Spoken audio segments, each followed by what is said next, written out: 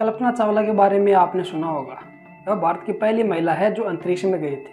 आपने हर जगह यही पढ़ा होगा कि उनकी मृत्यु 1 फरवरी 2003 को स्पेसशिप के शटर के टूट जाने के कारण धरती से कुछ ही दूरी पर हुई थी। पर क्या यह सच्चाई है? यह सच है लेकिन अधूरा। आज की इस वीडियो में हम आपको बताएंगे कि कल्पना चावला का बचपन कैसा था और वह कैसे नासा पहुंची और कैसे उनके साथियों के साथ धोखा हुआ। तो शुरू करते हैं आज का वीडियो, जिसका टाइटल है कल्पना चावला डेथ मिस्ट्री। कल्पना एक अमेरिकन एस्ट्रोनॉट और इंजीनियर थी। वह पहली बार स्पेस शटल कोलंबिया में एक मिशन स्पेशलिस्ट के रूप में गई थी। कल्पना चावला की मौत के बाद उन्हें कांग्रेस ने स्पेस मेडल ऑफ ऑनर से सम्मानित किया। कई हॉस्पिटल और कॉलेजों को उनका नाम दिया गया। उन्हें भारत के एक नेशनल हीरो के नाम से आज भी याद किया जाता है। कल्पना चावला का जन्म 17 मार्च 1962 हरियाणा के करनाल शहर में हुआ। वह 4 भाई बहन थे और कल्पना सबसे छोटी थी। उनकी माता का नाम संजोती और पिता का नाम था वारसी लाल चावला। चावला जब छोटी थी तब सब उनको मोटो कहते थे। बचपन से उन्हें पिता के साथ फ्लाइंग क्लब जाती थी और एरोप्लेन को देखा करती थी। जब भी कोई उनसे पूछता कि बड़ी होकर क्या बनना चाहती हो, तो यही कहती कि वह अंतरिक्ष में जाना चाहती है। वह कहती थी, मैं अंतरिक्ष के लिए ही बनी हूँ। उनका यह कथन सच साबित हुआ। उनकी एजुकेशन, उनकी प्राइमरी एजुकेशन करनाल के टैगोर बाल निकेतन में हुई।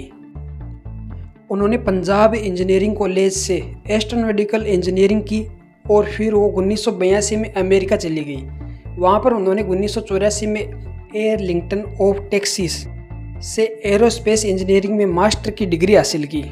इसके बाद 1986 से सेकेंड मास्टर की डिग्री हासिल की और फिर यूनिवर्सिटी ऑफ कोलोराडो बॉर्डर से एरोस्पेस इंजीनियरिंग में पीएचडी करी। पहला स्पेस मिशन वह 1988 में नासा से जुड़ी। उनका पहला मिशन शुरू हुआ 19 नवंबर 1997 को। इसमें उनके साथ 6 और एस्ट्रोनॉट थे। स्पेस शटल का नाम था the space shuttle Columbia flight STS-87। यह स्पेस शटल स्पेस में 19 नवंबर 1997 से लेकर 5 दिसंबर 1997 तक रहा। उन्होंने अपने पहले मिशन में 10.4 मिलियन मील की यात्रा की और पृथ्वी के 252 चक्कर काटे। इस मिशन में उन्होंने स्पेस में 15 दिन और 12 घंटे यानी पूरे 372 घंटे बिताए। दूसरा और आखिरी मिशन। सफल मिशन के बाद कल्पना चावला का सिलेक्शन एक और मिशन के लिए हुआ। वो उनका दूसरा और आखिरी मिशन बन गया। इस मिशन में बार बार डिले हो रहा था क्योंकि स्पेसशिप में बार बार टेक्निकल प्रॉब्लम आ रहे थे।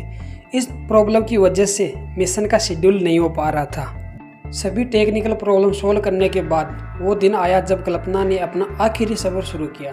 यह दिन था 16 जनवरी 2003। इस मिशन का नाम था STS-107 शटल कोलंबिया।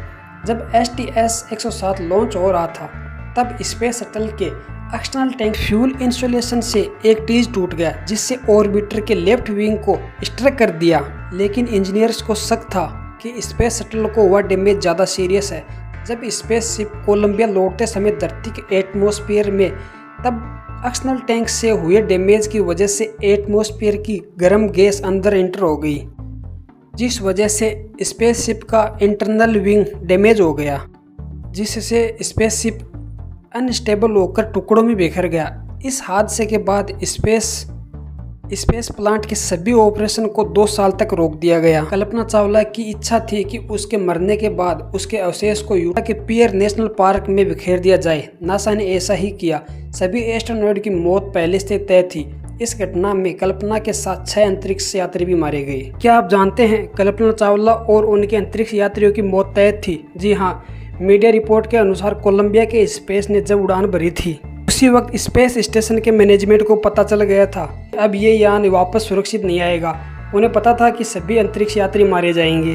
फिर भी किसी भी अंतरिक्ष यात्री को इस बात के बारे में नहीं बताया गया। पर ऐसा क्यों?